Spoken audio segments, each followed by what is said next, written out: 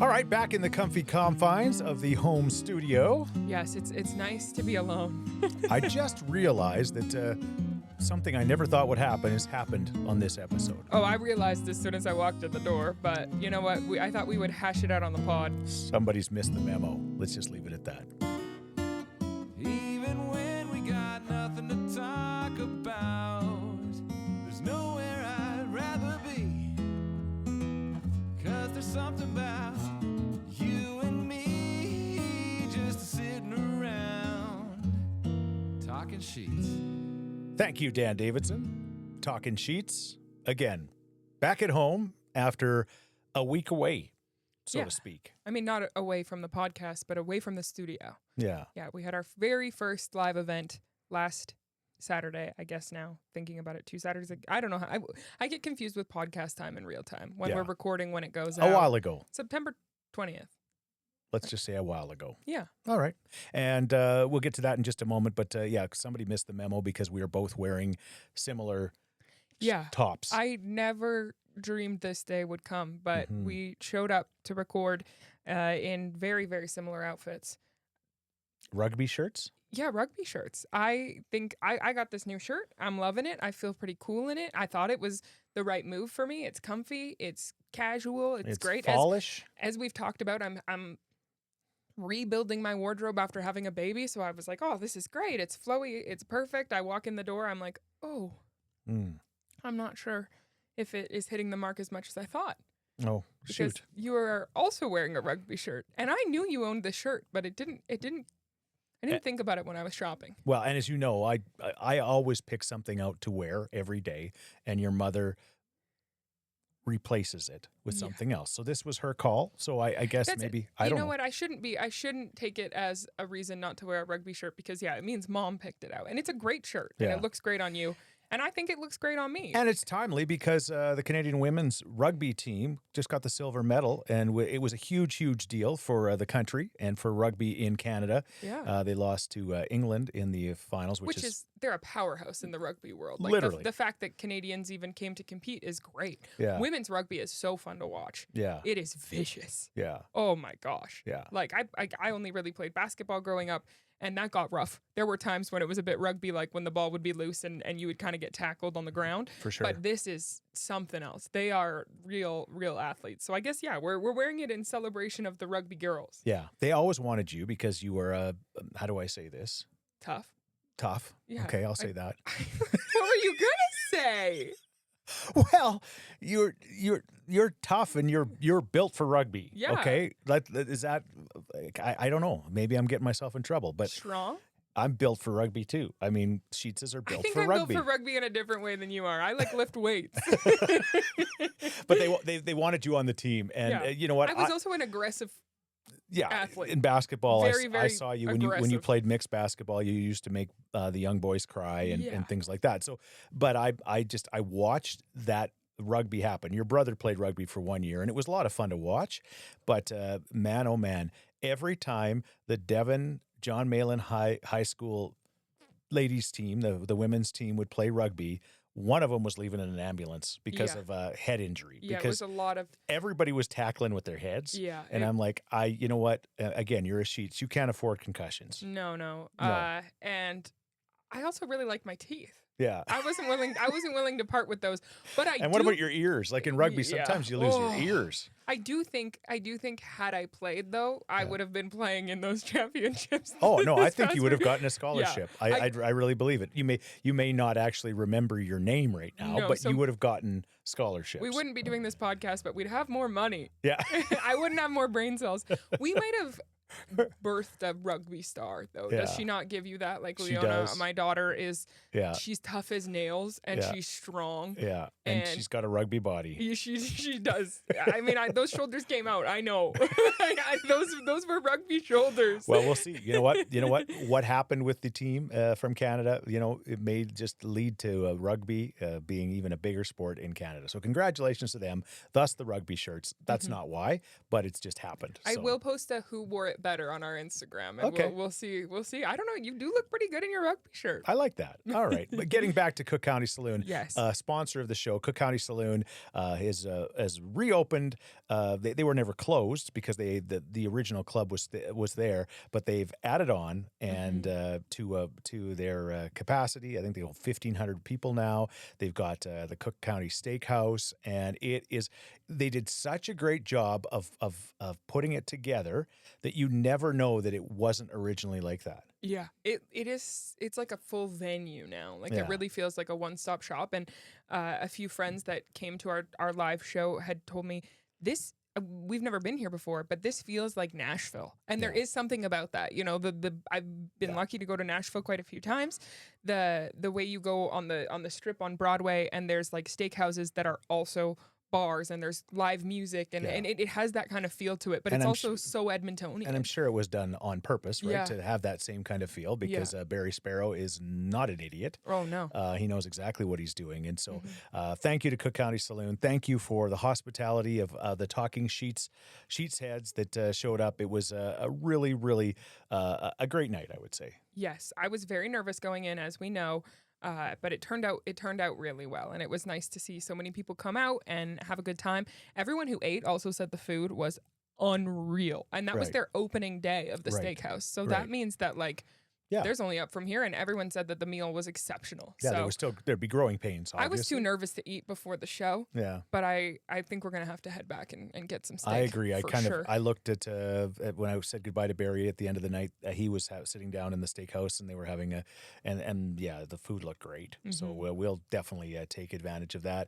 Thank you to everybody that showed up. There may have been we talked about it being a singles mingle, no names, but there may have been there were some connections a made. love connection or two. Yeah, that we witnessed. We kind of said that as a joke, Yeah. but the word on the street Yeah. is that there was some mixing and mingling going Yeah, on. yeah, So yeah. that's all we can ask. If we can have a few people show up and cheer for us, and then eat some good food, and then maybe, Fall in love? Yeah.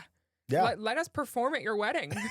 Live podcast. I told them that I would, if things continue, this couple, that I would be the reverend again. First people to ever get married on a podcast. Probably not. Probably not. You're right. You're right. It has probably happened. But what did we learn? We learned we have a very dedicated and beautiful fans that showed up, which was fantastic. And we probably learned that we want to do that again in some form, right? There's a question coming up. Somebody had asked about future live events, so we can Okay. talk about that then. But I think I learned that maybe when you're doing a live podcast, you should show up more than 10 minutes prior to it starting. Yeah. I came ripping in my Jeep Compass Trailhawk a little late. To be fair, was working all day. Yeah. It's not like I was just lazing around. There's a lot of, we're going to talk about this later too, but a lot of scheduling in my life Moving currently. parts. Oh, there's a lot of moving parts to get me anywhere. And I used to be like that prior to all these other changes. You were already chaos. And a late person generally. Like I know that people think that it's rude, but I try my best, and sometimes I just show up a little late. Do you try your best? I do. Yeah, that's the problem, is I think that I do.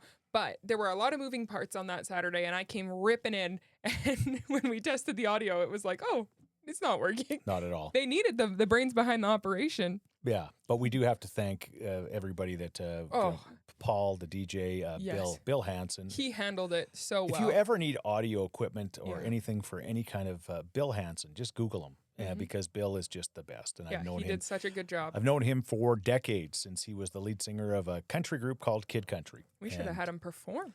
Well, the man can perform. Yeah. He still does with his family, so it's pretty awesome. So Yeah. again, thank you to Cook County Saloon for their ongoing sponsorship, and thank you for the hospitality and everybody that showed up at our first live Talking Scheetz. It will not be the last. No, but the last for a little bit. Yeah. Because I got to get my life together. I get it. I get it. All right, let's move on to good sheets. Okay, my first good sheets of the week, and honestly, it just made my whole week. So this is truly authentic. But we went to the Edmonton Corn Maze recently, and by we I mean me, you, Leona, Mom and Dad. Both of you came, and then we had our buddy Chandler, who we've talked about on the podcast, and his mom Lauren, friend of the show, friend of the fam, come with us. So we had 2 one-year-old babies and a kind of a crew roll into the Corn Maze, and I cannot overstate what a great experience it was for that specific age of like a young toddler. The best. over maternity leave, we did a bunch of activities throughout Edmonton and area. Kind of like I was like, oh, well, we're free during the day. We're going to cover all the Edmonton things. There's so many cool things to do with kids. A lot of those are not super friendly for a 1-year-old. Right. There's not much that they can do. Like they're just kind of sitting in the stroller looking at things and they're like, okay. Not true of the Edmonton Corn Maze. She didn't sit down once. No. She was ripping around. There were so many activities that were friendly to her. The animals there were like probably, I would say, her highlight. She didn't tell me that, but I would guess there's goats, there's pigs, there's chickens, there's rabbits, there's a cow. And she just had so much fun there. She's right. She's standing on the fence pointing at the animals. And they're coming in, yeah. You can feed them, which is so cool. And she was pointing at their noses because she loves to point out when noses. And it was just, I've never seen her like engage with animals beyond dogs in that way. And so she had such a great time. And then other than that, there's the bouncing pads. They've got these air pillows, and they're gigantic. And there's a smaller one for littler kids, and there's a bigger one for bigger kids. And for the first time in my life, when I took Leona towards it, and I went to kind of put her on it, she kind of grabbed me like. When she got nervous. It was the first time we've ever seen her be nervous about anything. I've never seen her, be scared? No, never seen her be scared. No. So I said, well, you know what? Let's just give her a little bit of a, encouragement push here. And I kind of pushed her on this thing. And when she got on top of that air pillow and took off, and then Chandler took off, these two little 1-year-olds took off crawling across this thing. It was so funny. And they were just, it was like they were on the surface of the moon and they were having so much fun. And they were bouncing, but crawling, and they were going so fast and kind of racing with each other, almost like a little crawling drag race. Yeah. It was, like just the cutest thing for us. And then they had so much fun. Chandler was done at one point, got off. Leona was not interested in dismounting from the jumping pillow. I think she would have spent 8 hours on there. At one point, she was laying flat because she was so tired because she was crawling back and forth and back and forth and back and forth, but she would not get off. No, she wouldn't. So I had to go collect her from the jumping pillow. But it was so much fun. They have the corn kernel barn where you can put corn kernels into buckets and play with them like sand, right?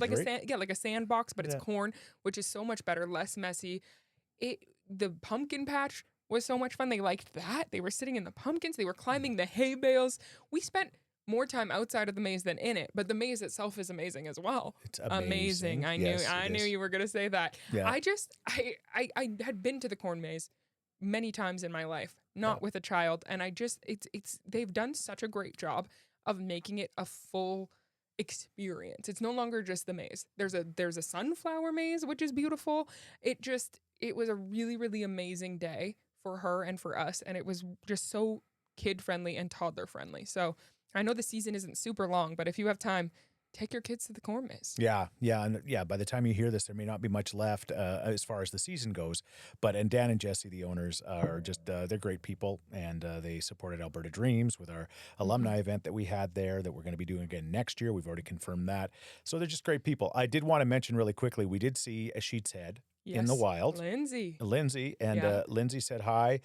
She was in the maze and she kind of whispered when she went by with the whole bunch of kids and a friend. And then she says, I listen to the podcast every week. Yeah. And so then we said, thank you, Lindsay. And we went to the pillow again, one last time on the pillow. And your daughter, Leona, did not want to get off the pillow. And her crew, her crew of kids. Crew of kids that were maybe 7 years old or something, or 6 or 7. But they were patiently waiting to go on because there was just one baby on the jumping pillow, which is such a waste. Hogging the whole thing. And she wouldn't come down no matter what we did. She was just giggling up there like. Yeah, she was in the middle and she couldn't. So I said, all right, guys, you can get her off. So they all went on and they started bouncing by her, trying to kind of bounce her off to the side. To get her a little bit scared so that she would come down. She liked that way better. She was just loving it. And poor Lindsay was like, guys, be careful. And one of the little boys said, Mom, she loves it. She loves it. She was like a little maniac on the jumping pillow. Yeah. Lindsay was so great, and it was nice to hang out with her and her crew. Yeah. Yeah. Maybe a live talking Scheetz at the corn maze. We'll sign autographs. Not a bad idea. Again, this has not been a paid a sponsorship by the corn maze. This is coming from the heart. I just genuinely I knew it was going to be fun. It was so much more than I thought it was going to be. Those two kids would have not had more fun, those 1-year-olds, at Disneyland. Absolutely not. Because Disneyland is not set up for babies in the same way this was. Like, Yeah. it was just, their age was perfect. The way they could stand on the fence and just watch the goats and all the animals, it was, just a perfect fall day. And they have the Golden Goat Bridge. Oh, which is so cute. And a lot of fun puns and things. So there you go. They've set it up really well. All right, Edmonton Corn Maze. That's my good Scheetz. Yeah, okay. I'll let you do that one for sure. All right, good Scheetz for me would be the Blue Jays. Yeah. And the time of recording this, there is one more game left in the regular season. If they win it, they will clinch the AL East Division Championship, which they haven't done for 10 years. And they're Canada's team, and I love playoff baseball, and love fun. that our team is in it. And extra special for me is that my grandpa George, your great grandpa George, was the biggest Blue Jays fan on the planet, and every time I watch a game, I think of Grandpa George, who's now watching from heaven. But let's just see where things go, and it's so fun because the whole country gets united for the Blue Jays, right? And this whole country is not very united, in case you are aware. Oh, yeah. But this is one thing everybody can agree on. For sure. We've got our baseball team. As much as it would be amazing to have an MLB team in Edmonton, something about having just one for the country is kind of special in a way. And even the players say that they play for the team. They feel like they're playing they're for not just the Toronto Blue Jays. Like, they're the full country. And I mean, we all know that many of them are from the United States. Although one of their best players, Vladimir Guerrero, is Canadian.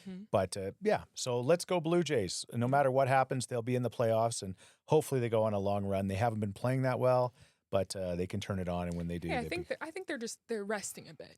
They know what's coming. Yeah. So they're foot off the gas. Who's your favorite Blue Jays player? I like Addison Barger a lot now. Yeah. I mean, he's been doing great, but I also think that Addison Barger is the coolest name ever. Yeah. I think that Addison, we've talked about names a lot in the episode with Carter and Leslie and their upcoming baby, but I'm like, Addison, that's a great name. Yeah, but he's cool. Yeah. I think I probably like Kirk, the catcher, just because he's just short and quite large. But he's strong. That's what we're going with today. He does not look like he should be in the major leagues. That's such an amazing thing about baseball players. Yeah. That's an amazing thing about baseball players is you don't always have to look like a professional athlete. No, you can be built like a curler and maybe still have success. I mean, Vladdy is also, I think he's up there for me. I think he's so fun to watch and such a character as well. Yeah. But he's gotten into like crazy shape this year. Yeah, he has. Yeah, and Bo Bichette. And they're just all great. So there you go. All right, let's go Blue Jays. Let's do some bullsheets now. My bullsheets, and I think we might need to turn up producer Renato's mic for this one because he has a differing opinion than me on this. But my bullsheets is not the concept of baby proofing. I know that you have to baby proof your home. And as Leona ages, we kind of age into different forms of having to make our house safe for her. But this stage of like her trying to walk, but walking like somebody who is stumbling out of Cook County at 2 a.m. is just so stressful because she is just a hazard to herself and others. But producer Renato, my husband's form of baby proofing is just removing anything that is even slightly a danger to her. So every day he's like, babe, this gotta go. We have no books in our home anymore. We have no plants. All the plants have been removed. Why the plants? Because she likes she pulls herself up on the plant pots and then pulls the leaves, and he's scared it's gonna fall on top of her. Got it. But I think that like maybe we've gone too far, and maybe there is an element. Of course, safety is so important, but maybe there is an element of like we just need to watch her and make sure she's not doing these things. Yeah. And we do. We're never more than an arm's length away from her. So the fact that we're just removing everything from our home, like you're leaving her in the house for 10 hours. It's like this could be hazardous if she was left alone for 12 hours by herself, which is like she's not left alone for 10 seconds. So baby proofing, we have the cabinet things that you close. We have the drawer things. We have the tethers that tether like large furniture to the wall. Those I'm so on board with, like big hazardous danger. We could probably have a book or two in the house, but no, he's removed everything. So that's my bullshits of the week. You're getting rid of books like the Alberta government. Okay. Burning the books in case she injures herself greatly with a Sally Rooney novel. Like, You got it. I'll let you defend yourself. I do have to defend myself. Okay, but Bailey has said has been a slight exaggeration. It's every day. Every day you have Why a does new... she exaggerate? Well, Because she's a... oh, she's a Scheetz. Okay, there's something that in the family we call it a Scheetz exaggeration, because if you know Bailey or Chris or Carter, this doesn't happen with myself, Leslie, or Care, but they've never let, accuracy get in the way of a good story. And honestly, I get it because they tell the best stories, but sometimes they're not 100% true. And in this case, yes, I have removed some things. Case in point, the other day we had a very big disco ball that was just on the floor, and my concern is Because everybody's got a big disco ball. Well, on it's the floor. the aesthetic. It's important. it is, but it's also like quite sharp. I was in the garage the other week, and we have a big bin of disco balls because that's something you should have in your garage, and I cut myself on one of the little pieces of glass. Yeah. So Leona could do that. I want to avoid that, right? Yeah. That one is fine. It's just that every day something is removed from our home, and we're gonna be left with nothing but baby toys. Once again, there was maybe a 4-day period in which every day something was removed. Yes, I will admit that. But there hasn't been anything removed for like a week. Yeah. And I feel like we've reached a nice equilibrium. And you have to admit, like, Leona is the fastest kid alive. She's so Like, you turn your fast. head for 3 seconds and she's across the room halfway up the wall. So is. we have to be extra careful. And yes, I come from a long line of anxious people.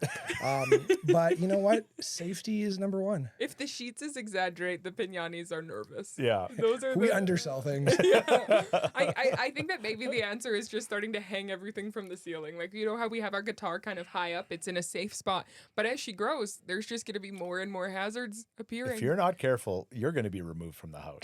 Probably. Be very, very careful. The number one hazard is our French Bulldog, Honey, and we haven't done anything about that. So Well, we're even closing doors now, right? And she's tall enough at 13 months old that she can yeah, she open the opens door. doors. Like she can grab the handle and open the door. So like there's nowhere safe in the house. No, you have to lock every door, or she ends up outside because that's her passion. Is maybe outside. Yeah, even when she comes here, the first thing she sees out the window, she goes outside. No, it starts really nice, and it's like outside, outside, and then it's like outside, and then it's outside. She starts screaming and pointing. I am a little nervous for as the weather kind of turns here. Yeah. We spend a lot of time outside. She'll- I don't know what's gonna happen. She'll be saying inside. Yeah, Inside. yeah, once she experiences her first official outside winter. Yeah. All right. Well, my bullshit, speaking of weather turning, is the flies. I think that it's gotten a little bit cooler, so they're not as bad. But man, we had flies in our house, and I know Kara will go, "Oh my gosh, don't make it sound like that." But I think everybody can relate.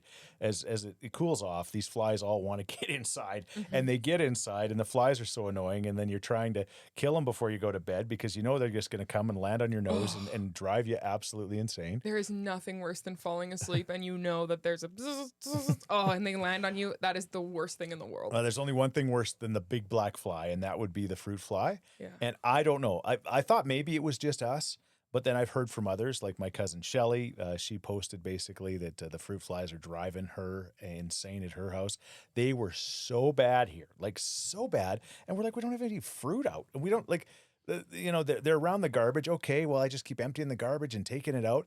But I have no idea. I don't ever remember a time when they've been so bad. And I will say at our house, they haven't been terrible. But my theory on that is that like, one thing about Care and your house in general is like there's a lot of produce, there's a lot of food. You guys stock up. You know, there's like the meme about going to your parents' house and like coming home with a grocery haul. Yeah. That's your house. I think that maybe you have too many good options for these fruit flies. They're like, oh, we've hit the mother pot. You have too much. We don't have enough food in our house. They're like, oh, some toast from 10 days ago, not interested. So Kara got these fruit fly traps, and Yeah. she's put apple cider vinegar in, so it's a hack, and they seem to be, And again, you don't know because I think that again, as the weeks go on and it gets cooler, this stuff starts to kind of die off. That's the great thing about winter is at least we don't, at least There's no bugs. it kills a bunch of It stuff. wasn't the worst summer of bugs though.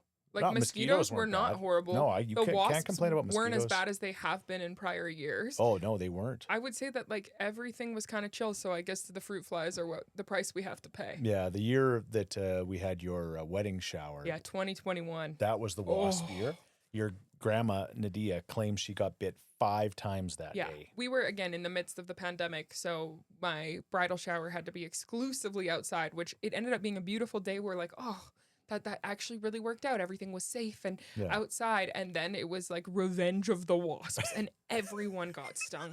It was like a Final Fantasy film. It was terrible. It was terrible. Yeah, so we didn't have that.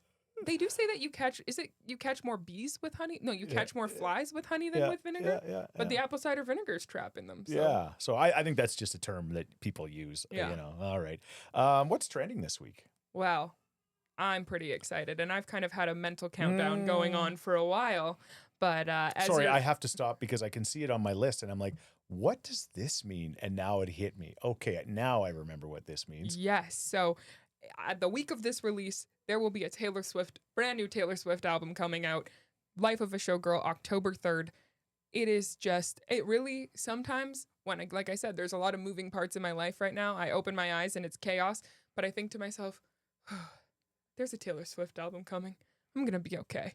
And I think it's going to be really good. She's doing a theatrical release of some behind the scene footage and her new music video is premiering. So interested to see what that is. I don't have tickets to the theater yet because the hockey schedule doesn't care that Taylor Swift is releasing an album. They don't care. But I will be, when I'm not working or being a mother or being a podcaster, I will be locked in to being a Swiftie this week. So it's a big week. I think we'll probably be talking a little bit more about that on the next episode. But Life of a Showgirl, I'm feeling a little bit like a showgirl lately. There's so much going on. But the Life of a Showgirl comes out October 3rd. All right. I'm excited. And there is a rumor that she will be on Jimmy Fallon's show, if he still has a show, you never know, on October 6th, if I'm not mistaken. Yeah, she's doing a bunch of different interviews. Graham Norton as well. There's all these rumors that she hasn't done a ton of press for her albums recently.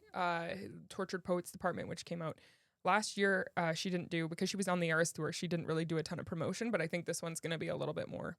All right.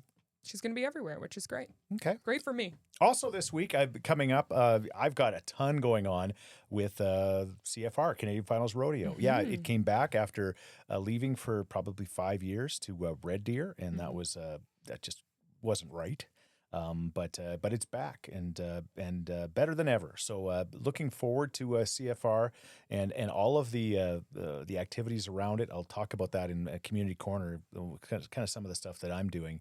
But the Canadian Finals Rodeo, I remember the very first time going with Mom and Dad years ago at Rexall Place, and Don Williams played like halfway through. Like that's crazy. It was crazy. He played halfway through the rodeo, and I still have core memories of that night at the rodeo. And of course, it's the best of the best are going to be doing their thing. And it's just great that it's in Canada. It's back in Edmonton. And it's also great for the economy. There's just so many different things about it that are fantastic. Everything is going down at Rogers Place around there. Yeah. I am not a massive rodeo fan of the events. Like we've been to the rodeo many, many times. I am a huge fan, however, of rodeo aesthetic. I love the outfits. I love it. I love the hats. I love any excuse to wear cowboy boots is just something for me. And then the new Sports Club Atelier, Lauren Kyle's clothing line, who she specifically did sports at first. I mean, CFR is a sport, but hockey.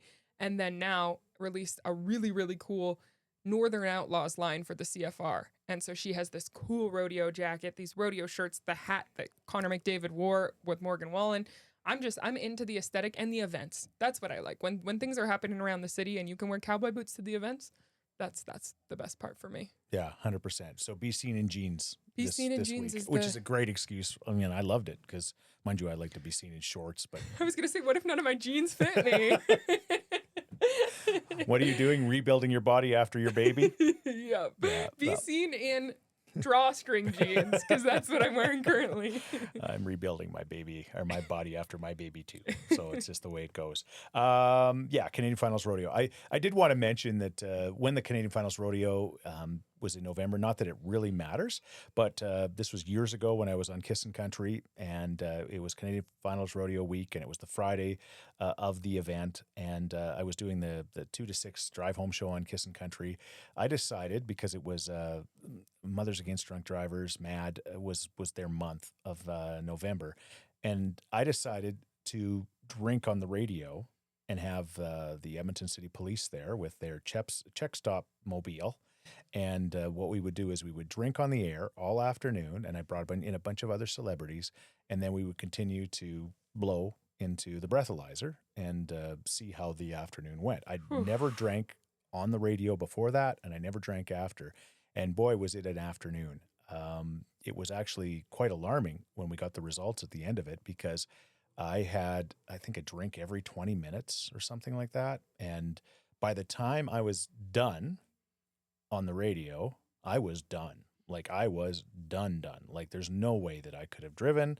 I was, very, very much impaired. And I remember blowing my final time with the breathalyzer, and I just blew over, like just a bit. Mm-hmm. And I said, okay, this is not the message that we want to tell people, that you can drink that so much and not be impaired.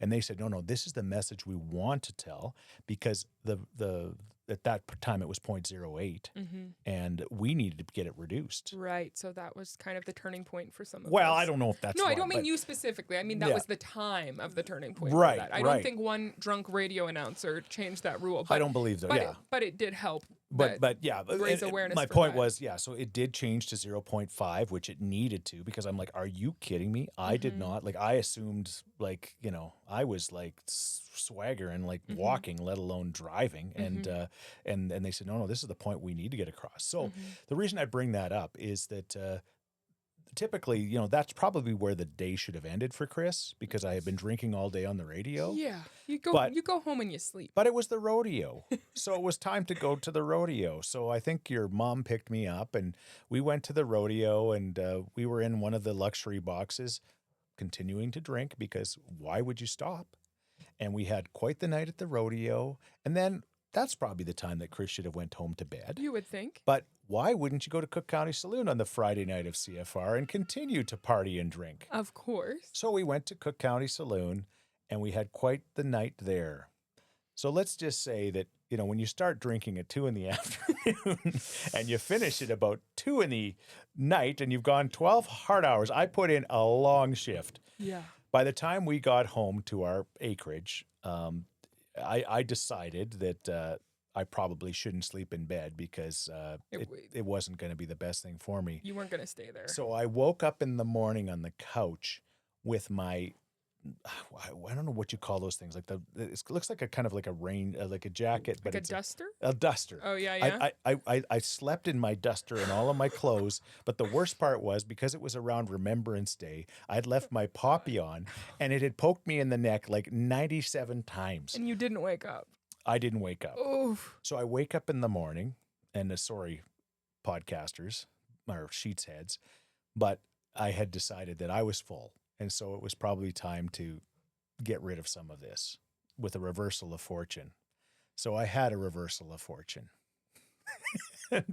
and here's the fun part about it. I had to go back to the rodeo and hosted something like in the matinee part of the rodeo, and I am sicker than a dog. I've never been more hungover, and there I am in that same duster I slept in, standing in the middle of Rexall Place, hosting some rodeo event, and just trying to keep my lunch in. And so the message to that, my story here is, don't drink for 12 hours straight. No, pace yourselves at the CFR. Yes. You know how Hardy has that song that's like, I woke up in my boots this morning. Yours is, I woke up in my duster and my poppy this morning.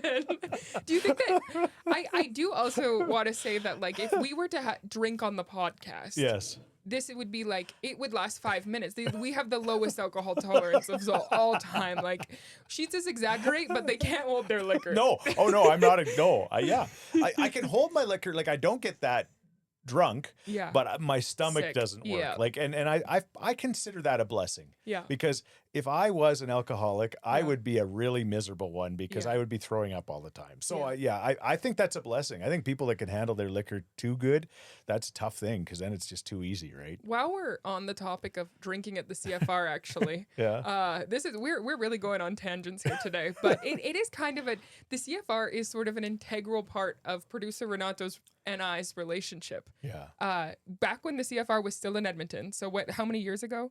It was at like the Northlands. Yeah, I think 5 years or something. This would have been longer than 5 years ago. So this would have been 10 years ago now. I was out with friends and family. We had gone to the High Valley show at the CFR. Do you remember that one? It was so much fun. But for some reason, someone in our group got free bottles of wine. And I don't drink very often or very much, but I like wine. So I was like, oh, free, this is great. And I never know what my tolerance levels are. Producer Renato and I had been dating at the time. I had just moved back from Victoria. We were trying to sort out our things, and he wasn't with me, but we were out with friends, and I had like maybe 2 or 3 glasses of this free wine. And on the way home, I thought to myself, I'm going to text that guy and we're going to figure this out. So I remember getting a McDonald's McChicken. I had my cowboy boots on. I was eating my McDonald's McChicken and I was like, I'm going to suss things out here. So our relationship truly was defined on a CFR night after some free wine and an amazing High Valley concert. Just when I thought the CFR was always good. But from my perspective, I will always be a CFR fan. There you go. Who knows? Go to the CFR this year. You could find love, or you could wake up in your duster. Just take your poppy off, although you don't have a poppy on now that they moved the rodeo. So there you go. Not an easy way to transition to this, but a sad week in Edmonton. We lost a couple of great Edmontonians. First of all, Dr. Darren Markland, who was very, very well loved. I know there was like a kind of a vigil for him at the legislature. He was a doctor that certainly during COVID was keeping everybody updated with what was going on and just did some incredible things. And from what I understand, he passed away tragically on his mountain bike in Nordegg, and he was a huge outdoors person and loved mountain biking. And so something to be said for dying doing something you love, but much too soon, and just a tragic thing. And you could just feel the loss of so many people expressing it on social media. Yeah, he put so much online and so much positivity online. He was always sharing inspirational quotes and different things like that I think lots of people resonated with. So that loss is just losing that presence in Edmonton is just tough. And then even if that was all he did was just like spread news and awareness and positivity online, that'd be enough. But he was also a life-saving doctor. So it's just, it was really tough. And so many people are grieving that online and in real life, of course, in Edmonton. It's sad times. Yeah, for sure. So, rest in peace, Dr. Darren Markland.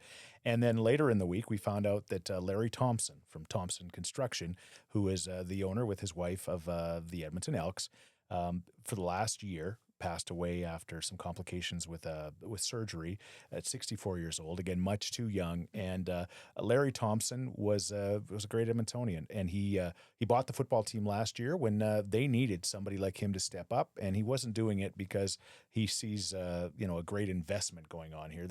But my point is that Larry Thompson did it for the city and did it for the CFL, and he again is certainly going to be missed. Certainly one of the memories that people are talking about was last year after he purchased the team.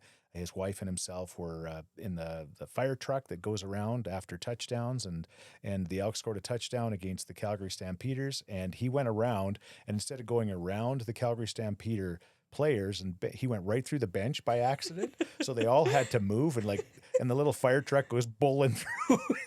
And it was just a great moment, and he was a great Edmontonian, and he did a lot of other great things for charity and stepped up in so many different ways. So we did want to acknowledge those two losses this week because the City of Champions lost a couple of its champions. For sure. We like to keep it light on the podcast, but when things like this happen, we also have to be real with it. So our hearts go out to them and their families and everybody that's grieving at this time. Okay.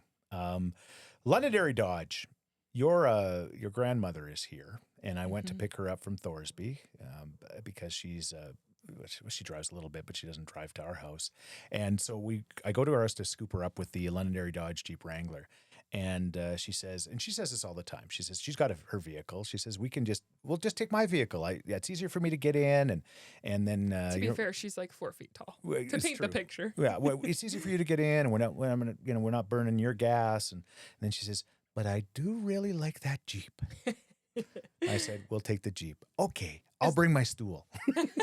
Did she use the stool to Oh get yeah, in? she used the stool, and then I gently caress her buttocks as she gets in. It's just I help her up, right? Oh my gosh! As long as you don't take the top down, because she would not want her hair to be messed with. And it would probably her teeth would get blown out. That wouldn't be good at all. Grandma Dia approved. Yeah, loves the Wrangler, Yeah. and so do I for sure. And you were talking about the Trailhawk, and Yeah, the Jeep Compass Trailhawk. As I go back to work, one thing that maybe people don't always know, maybe this is a peek behind the curtain, but oftentimes outside of Rogers Place in various areas, fans are waiting for players to drive in. They know the players have to get in there somewhere. So Right, they're right. waiting around with things for players to sign or just to take a picture. That's something that I've seen these groups as I go in and out for practice, for games, that kind of thing. by the way, some of them are like way too old of guys to be there. It's always the same people. Should I Like, not at this- judge them? But I'm judged. Like okay, you're a 12-year-old and you want to get an autograph, fine. But if you're like my age, you're probably wanting to get that autograph and put it on eBay. Oh, that's like a big part of it, for right. sure. But I'm sorry to wreck this thought. There are also some like diehard fans Sure. that No, truly no. just want to catch a glimpse of the players, some which of is them are, quite yeah. sweet. Okay. So as I'm pulling in and out of there 100 times a day, 100 times a week, in my vehicles that I've driven prior to Rogers Place, it has been understood that as I drive near the parkade, they don't even try to stop me. They're Yeah. like, that is not the vehicle of an Edmonton Oiler. I'll tell you that for free. That broke bitch, They're like- she keeps going. They never run out on the road for me. Since I've been driving this year Yeah. in my 2025 Jeep Compass Trailhawk, Yeah. they're trying to stop me, which is kind of annoying. But on the other side, I'm like, my vehicle is nice. All right. So they're thinking Leon might be in that Yeah, thing. so I just want to say that, like, if you drive a Jeep Compass Trailhawk, you might be mistaken for an Oiler. It's Okay. really the vibe that I'm getting. From Londonderry Dodge. Yeah, and then they're like, oh, it's the girl in the bright clothes again. Frick, I trick them. Did she win a lottery? Yeah, why does she have such a nice vehicle? Well, she's a podcaster, guys. I should be yelling out the window, listen to Talking Scheetz. Maybe they'll be waiting outside of your house. They never really stop me, but they do try at first. Londonderry Dodge. Again, you can get $10 off your oil change by telling me you listen to Talking Scheetz, and they will treat you right and sell you a great vehicle. And the after sale service is fantastic. Okay, Community Corner. I'm going to be the judge. We talked about the Canadian Finals Rodeo. A judge again this year for the chili cook-off, which is happening October 1st at the Canadian Ice House. I love chili. I was gonna say, you are the man for the job. I here. love chili. And, Yeah. and last year I was at the chili cook-offs. I believe it was at the art gallery. This year it's at the Canadian Ice House. But at the end of the day, the chilies, they're not like there's like pierogi chilies. Yeah, there's they like, really get there's creative with it. all of these different hotels and restaurants and things do this stuff, and it's like it is a great thing. So I think it starts about 4 in the afternoon. So come out and wear your best CFR attire and join me there as a judge. Tough job. What a Yeah. tough job. I mean, I'll be at the arena. I might Yeah. pop over. Yeah, I would. Okay. October 2nd, I'm hosting the Westview Health Foundation Fall Fundraiser at Sparrow Lane, which is a beautiful facility, which is west of the city. They're celebrating their healthcare heroes and raising important funds for the Stony Plain Hospital. And it's my pleasure and honor to be there helping them with that. So really, really looking forward to it. You got anything going on in your community corner? My community is just a small 1-year-old, a French bulldog, and a producer. Yeah. My community right now is just, working, Okay. podcasting, All right. staying alive. I don't really have a lot of extracurricular events going on right now in my right. life. I'll tell you that. Let's end the episode with the mailbag, shall we? Sure. Yeah. I asked for some questions on Instagram. Probably won't get to all of them today, but we will save them for the next one. But somebody did ask me as we talk about work, Sarah H. She said, how is going back to work, Baillie, in the mailbag? And I haven't really had a chance to talk about this in depth because last week was the live podcast and I was just trying to not sweat through my clothes. We were just talking to all of our amazing guests. But I would say it has been easier and harder than I thought at the same time. Maybe only harder than I thought, actually. Yeah, I was going to say easier. What's the easier part? I just wanted to frame it in a positive way. But as I think about it, I talked about this a lot leading up to going back to work full time, was that, and leaving maternity leave, if you're not caught up, I kept saying, like, I love my job and I'm so lucky to have a job that I'm excited to go back to. And that is still the case. I still love my job, but I think that it can still be really hard at the same time. And like recognizing that I no longer get to spend every waking hour with Leona is just, it's been a transition. It's been a really big transition. And when I'm at work, I'm so busy and I'm at work a lot and I don't really have time to think about the other stuff. So it's been like just rewiring my brain a little bit. We talked about the show Severance and the reintegration that they do, the reintegration surgery. I feel like I'm kind of in that period right now where I'm like reintegrating into work and trying to sort of meld these two lives that I've been living at one time. So yeah, it's exciting time to be working for the Oilers. Training camp is going on. Training camp is also so busy. Yeah. Like it is. I was busier like, than regular season. Busier than the Stanley Cup Finals. It really is. Like that's one thing that I kind of forgot about. I was like, oh, it'll be good easing back into training camp. Oh my gosh, there's 100 players. They're all, some of them are always skating. There is someone skating at all times and there's always content and things like that to post, which is again, so much fun, but it has been really, really busy. I think it's just learning to transition. If anyone has any tips on that kind of stuff, sometimes Scheetzheads send me really nice messages, other moms, and they're like, it's going to get easier. Here's what I did, that kind of stuff. But it's just, we're just busy all the time. And what's been great about it is because our jobs are both kind of crazy, producer Renato and I, and sort of opposite and flexible in a way, we've been doing a lot of switching off watching Leona. Renato will watch her in the evening when I'm working games, things like that. But we haven't hung out with each other, producer Renato and I, in like now 2 weeks. Yeah. Like I'm like, this is the most face-to-face time I've got with him in a long time. And not that it makes you feel any better, but we could relate because when Care would work at the Devon Hospital during the day, and I was working when you were born. I was working evenings, and so I would I'd be there kind of throughout the day for you, and then Care would come home at like 4. I would race out of the house, and we were like two ships in the night, just kind of passing at night. We slept together, but that was basically it. We didn't get any chance. We both got our quality time with you, but we never really got quality time together. So I think that that phase will come, and like again, this isn't really our time to spend. We used to spend every day, all day together. So it is, but it has been nice that we're still able to spend a lot of time with Leona. It's just kind of swapping back and forth. And for the record, Grandpa keeps offering sleepovers. I know. You want to keep her for the week. You're like, Baillie, if this is hard and stressful for you, let me just adopt your child. I'm like, no. The point is that I want to see her. That's the thing. All right. Okay. And you're starting to cry less. So that's good. Yes. I don't know. One thing I didn't prepare for is like just crying every time I leave her. And like, I didn't do that before. So, but it is getting better. It is getting better. And my work is so fun and so exciting, and I can't wait for the regular season to start. Yeah. But wow, it has been, just a transition. It'll be easier once the real bullets start to fly for the regular season too. Like, I think not that you're going to say, oh, now that the games really matter, I don't miss my daughter, but it'll seem to make sense. For sure. We're all in training camp. I am definitely in training camp. Yeah. Myself, training on how to figure this all out. Okay. Yeah. All right. Another question? Oh, another question we have is Brittany, friend of the show, friend of me, says Taco Bell Crunch or KFC popcorn chicken. What do you think? I've never had Taco Bell Crunch, but it sounds fantastic. You've never? Is it the one that has the crunch outside, like the big crunch? I don't know if I've ever had it either. I've had KFC popcorn chicken. Oh. I really like it. Taco Bell Crunch would have to be really good to be better than KFC. Maybe we need to try more Taco Bell on this show, but KFC popcorn chicken is it for me. Like that is a really good snack. Rogers Place actually has a deal with KFC like the last few seasons, so you can get the chicken strips and different KFC products, the sandwich at Rogers Place. They're delicious. Yeah. There's fried whatever chicken skins. It's never a bad thing. No. Right? Unless you are concerned about your cholesterol, I guess.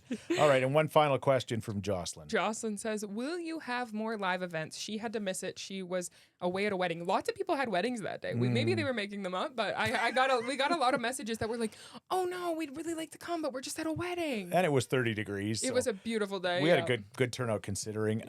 Jocelyn, the answer to that question is absolutely. Absolutely, we're going to be doing more live events because and we'll give you more warning, and so you Yes. can prepare for it. And whether it's at Cook County Saloon or somewhere else, we'll see. But at the end of the day, we definitely want to do more live events because that was fun. Bring some special guests in to get interviewed, have questions from the audience, and again, just get a chance to meet more Scheetzheads and maybe make more love connections. Yeah, like we're just the single point of Edmonton matchmakers at this point. I feel like matchmaking is not as popular as it used to be. Like there used to be like that was someone's job was to be a matchmaker. Maybe it's partly our jobs now. I feel like we might do a single mingle. We Like, might. like an official single mingle. I've got some friends that would be very interested in that. Oh, you got that right. All women though, so I don't know. We need to find the single men. Yeah, well, I'll get the farm guys out or whatever. Or we'll be just collect some people from the farm. honestly. There's nothing like the idea of a lady in the city, finding that farmer cowboy guy. There's a show. Yeah. Farmer Wants a Wife. Yeah. Have you ever seen it or heard of that show? One on CTV or whatever? I don't know where it is, but there it's was called one. Farmer Wants But a Wife, and again- it's like all these women and one farmer. So I tell the story of when I did the desperate house, not what was it called, desperate farmer contest, but I think I so. did the calendar with all of these single farm guys.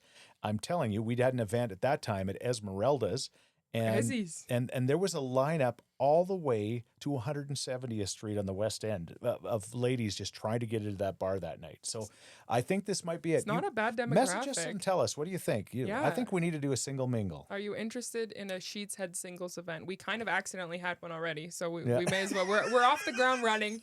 The next one could be a little more specific, maybe for Valentine's Day. We'll see. I hate waiting till Valentine's Day. I was but- gonna say then now that we've put this in your head, you're gonna be like, okay, Bailey, what do you think? 4 days from now, let's try it. I'm still recovering from the last one. All right. Well, our rugby shirts are going to be retired. Yes. Who wore it best? Let us know if you're watching on YouTube or not. We'll post the photo. Yeah. Subscribe, and like it all and help us, again, just continue to grow. Love you lots. Even when we got nothing to talk about, there's nowhere I'd rather be. 'Cause there's something about you and me just sitting around talking sheets.